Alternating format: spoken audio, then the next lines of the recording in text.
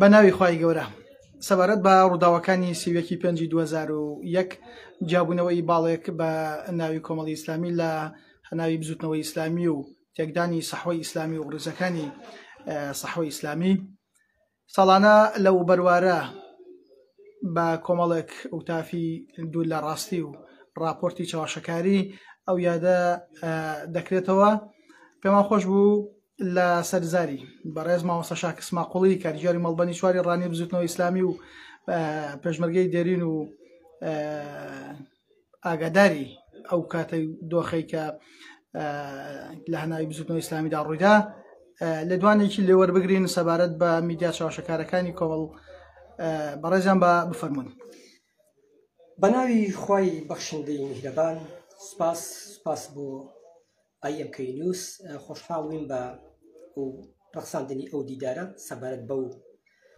چاوەشەکاریانەی کە ساڵانە لە سیویەکی مانگی 5 هەموو ساڵێک لەلایەن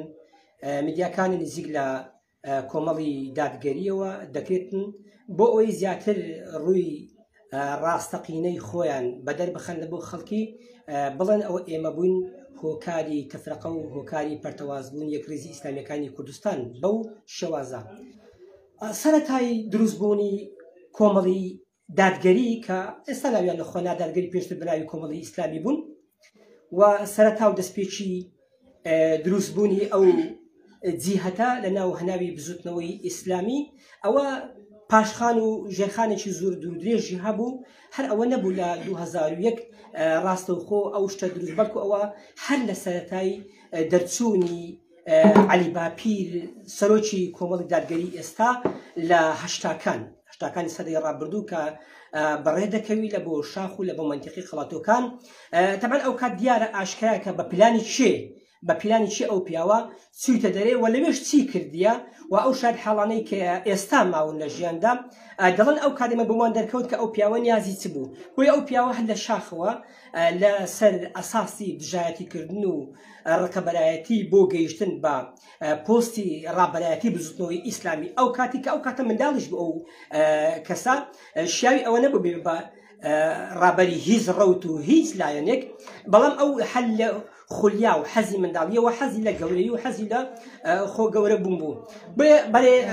عەلی باپیر بەڵێ عەلی باپیر ئەو کاتە بە هەموو شێوەیەک پلانەکانی خۆی ڕاستەوخۆ بەکارهێنا لە سەرجەم هێز و ئۆرگانەکانی بزوتنەوەی ئیسلامی سەبارەت بە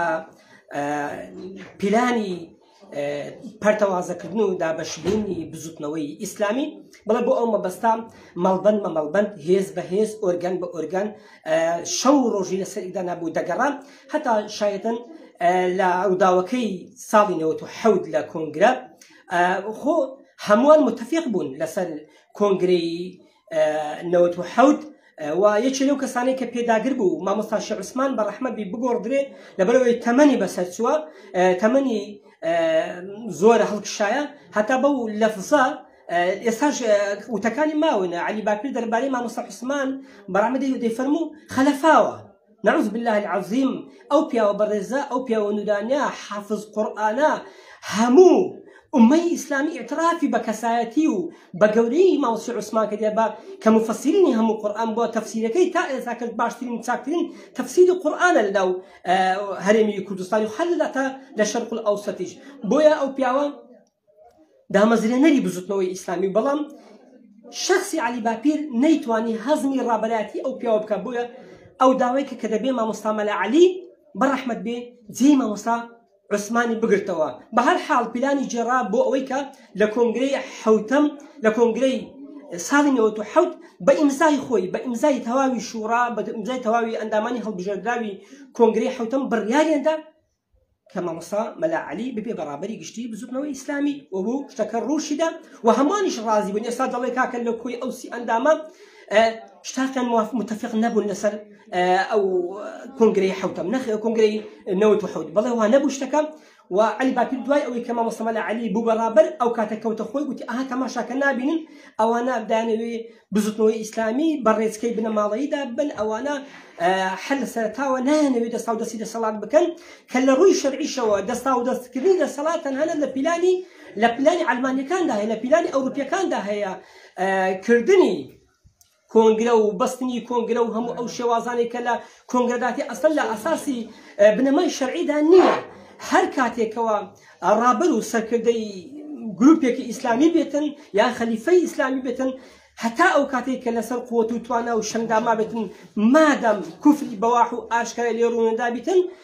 ناکرێ بڵێ بیگۆڕین چکە ئەوە پێچەوانەی شەرعی خوای پەروەردگارە بەڵام علی باپیر ئەو کاتە کەوتە خۆی بۆیە هێز بەهێزگەڕا هەموو شوێنەکان هەموو بارگاکان گەڕا تا ئەو کاتێ من ئاگادارم هاتە هەورامان لە هەورامانیش بە هەماشە بەڵام لە هەورامان یەک کەس وعدی پێ نەدا ئەوەی کەس دڵ هەموو لەگەڵ زۆرنی ڕاها لەگەڵماندا بن بەڵێ زۆرنی ڕاها لەگەڵ ئەواندا بن چۆن ئەو چاوەشەکاریانی علی باپیر لە ڕواگەی دینەوە دەیکرد من بە شاهید دەیجەرمەوە علی باپیر لە تەنیشتە خۆم دانیشت بوو مەجموعە خەڵکێکی زۆر دانیشت بووین کە هات باسی ئەو ئینقلابەی کە کردی لە 2001 لە ساڵی 98 خستێ بەردەستی ئێمە با بڵێ وانە شاهیدمانە زیندون و خۆشم زیندوم مامۆستا مەلا سەلمان وەکو شاهیدێکی زیندوو کە خۆم لێم پرسی لە ماڵی خۆیان لە ئەحمەداوە ئاخۆ مامۆستا علی باپیر ئەو هەموو داهات و سەرۆت سامانی کە دەیەوێ حیزبێکی گەورەی پێ ئێلام بکاتن بزوتنەوەی ئیسلامی پێ پەرتەوازە کرد سەرچاوەی داهاتەکەی لە چێن دەرەیە شخصی مامۆستا مەلا سەلمان ماوە و ئەو شایدەی کە ئێستا ماوە لە عالە لە وڵاتی ئەڵمانیایە بە شاهید و بە بەڵگە مامۆستا مەلا سەلمان وتی وەڵڵا منیش سەرم لێ دەرناکەم کە ئەو پیاوە ئەو سەرۆت سامان و داهاتە لە چێن بەڵام لە شەوی ئێلانکردنەکەی بە ئاشکرا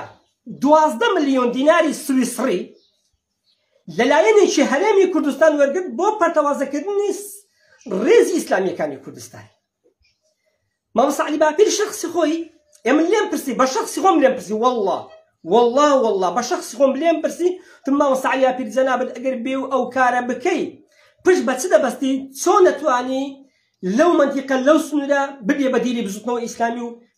ببێ بەدیلی سەرکرداتی ئێستای بزوتنەوەی ئیسلامی گوتی قوربان ئەوەی ئێمە دەیکەین ئێمە لێرە هیچ ناکەین بەڵام ئێمە خۆمان و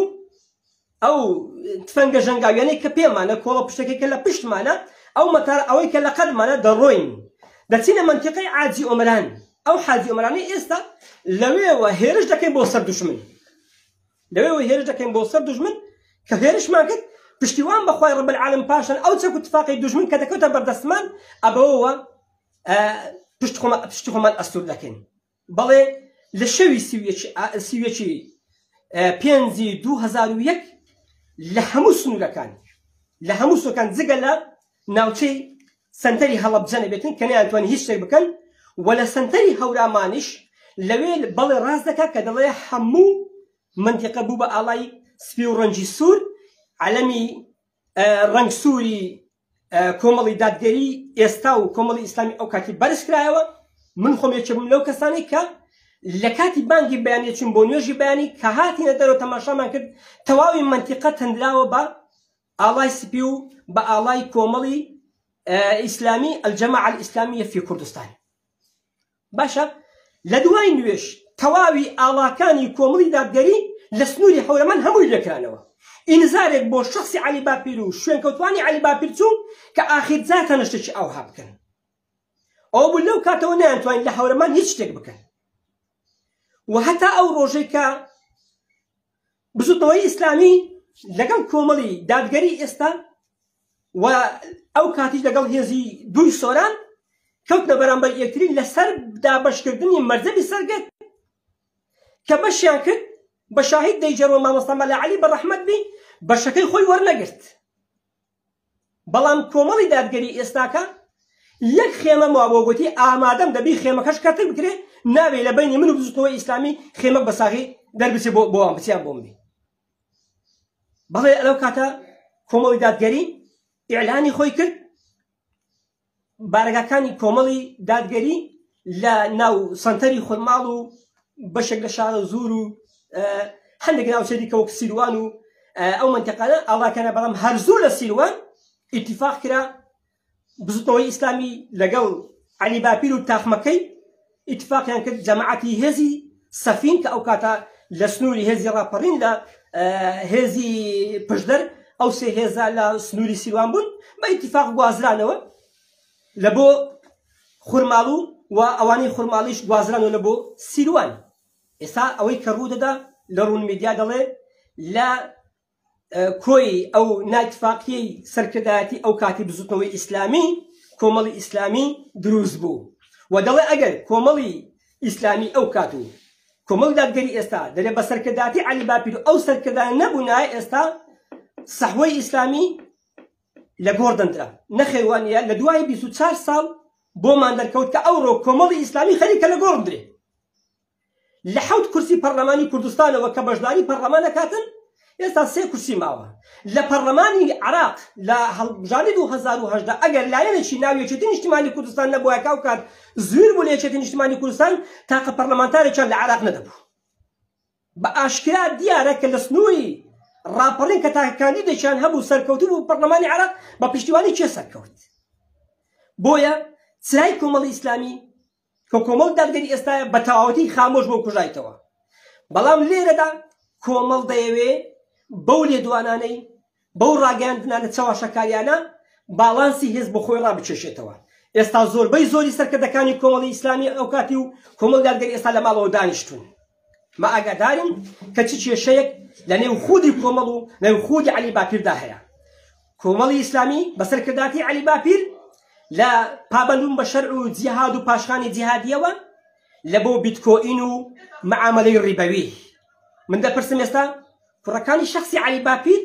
لە وڵاتی بەریتانیا و لە هەرێمی کوردستانیش خەریکی چین. من دەپرسم دوای فرۆشتنی بارەگاکانی هەولێری بزوتنەوەی ئیسلامی لەلایەن عەلی باپیرەوە بە پارتی دیموکراتی کوردستان و گۆڕینەوەیان بە 50 پارچە زەوی و دابەشکردنی 50 وەرەقەی ئەو کاتی و 3500 مەتر عەرزی بینای ئێستای کۆمەڵ دادگەریان و وەرگرتنی 100 دەفتەر لە پارتی و هەروەها وەرگرتنی نزیکەی 600 بۆ 1000 مەتر بۆ بینای عەلی باپیر و مەکتەبەکەی و وەرگرتنی 6 دەفتەر بۆ دروستکردنی بیناکەی بە بەڵگەوە قسە دەکەم. ئێستا کە کۆمەڵی ئیسلامی دەیەوێت لە دوای ئەو شکستە گەورەی کە لە پەرلەمانی کوردستان و عێراق تووشی بووە ئێستا کە بەرەو پەرلەمانی عێراق دەچین دەیەوێت شکستەکانی خۆی بۆی دابکۆشێ بە پاشخانی جیهاد. لەو ڕۆژەی کە کۆمەڵ دروست بوو عەلی باپیر بەڵێنی بە شیعەدا بە ئێراندا و بەڵێنی بە ئەمریکەکانیشدا کە تەواو ئەو هێزی چەکداری ئیسلامی لە کوردستان بنبڕ دەکاتن فعلەنش بنبڕی کرد و ئەو کاتێک کە لە 2003 کە ئەمریکەکان گرتیان ئەو کاتە شتێکیان خستە مەلووی بردیان بۆ بادۆش و بۆ ئەبوو غرێب لەوێ لەگەڵ سەرکردەکانی بەعس لە کتابی ئەشکەدون زیندان خۆی باسەکە دەڵێن لەگەر بەندەر عەواد و هاشم سوڵتان و عەلی حەسەن مەجید بەیەکەوە لە سزم بووین. بڕێزان دەرکەوت کە ئەمریکەکان لەسەر ئیسلامی بوون عەلی باپیریان نەگرت بوو لەسەر ئەو کەیسەی کە لە لاپەڕە مێژوویەکانی کە بەدەست کاکە حەمەی حاجی مەحموود کەوتیە دەرکەوتێت کە ئەمریکەکان لەسەر ئەو ئەساسە عەلی باپیریان گرت بوو و ئەو کاتی غەسڵ دەماغی شخصی عەلی باپیریان کرد بۆ ئەوی بەتەواوەتی دەستبەرداری ئەو بنیە ئیسلامی بێت کە پاشخانی جیهادی پێوە بووە. ئەوان زۆردا لە زاری سەرکردەکانیان دەبیستین کە دەڵێ ئەگەر کۆمەڵی دادگەری هێزی چەکداری شینمای بەڵام غیرەتی ماوە. دوێنێ و پێ هەر ئەو سەرکردە دەڵێ من ئەو کاتیش لەگەڵ دانانی هێزی چەکدار نەبووم بەو شەرتەی ئەو کەسەی کە ئەو قسە دەکاتن لە یەک جەبهەدا لە سەردەمی بزوتنەوەی ئیسلامی هەتا ئەو ڕۆکەش هەتا ئەو دوو ساڵی کە کۆمەڵی دادگەریش هێزی پێ بووە یەک فیشێکی لە لوێت فەنکەی دەرنەچووە. دەتوان بڵم ئەگەر بۆ جوانی بۆ وێنەگرتن ئەگەر یەک جاریش تاخم و کلاشکۆفی لە خۆی نەبەستیە کە جێز دەرە من ئەو کات لەگەڵ هێزی چەکداردا بوو پێم باش نەبوو کە کۆمەڵی دادگەری چەکدا بێتن. ئێوە کە دروستم بۆ ئەودا دروستم کە چەکدا بنێن. ئێوە مەکتەبی عەسکەریتان هەڵوەشان ئێوە تەواوی سەحوەی ئیسلامیتان لە هەرێمی کوردستان وامایە پوچ کرد کە بۆ 100 ساڵی دیکەش لەسەر دەستی ئێوە و لەسەر شوێنکەوتەکانی ئێوە نەتوانێت جارێکی دیکە سەحوەی ئیسلامی بەهێز بیتەوە. بەڵام پشت بەخوای ڕەب العالەمین بزوتنەوەی ئیسلامی هەر ماوە و هەر دەژمینێ سەرڕای ئەو هەموو پیلانە ئەو هەموو کارێک کە ئێوە بەرامبەرتان کردتان الحەمدولله بزوتنەوەی ئیسلامی هەرماوە و هەردەژمێنێ ئیتر ئومێدەوارم کە خەڵکی هەرێمی کوردستان ئیسلام خوازان بەرچاوڕوونی باشیان هەبێ لەسەر ئەو ڕاگەاندکارانەی کە نزیکن لە شخصی علی باپیر و بەدەستیش ئەو شتانەکەن بۆی کە بتوانین قسام بکەین وەسەلام عەلەیکم وەرەحمەتوڵڵاهی وبەرەکاتوه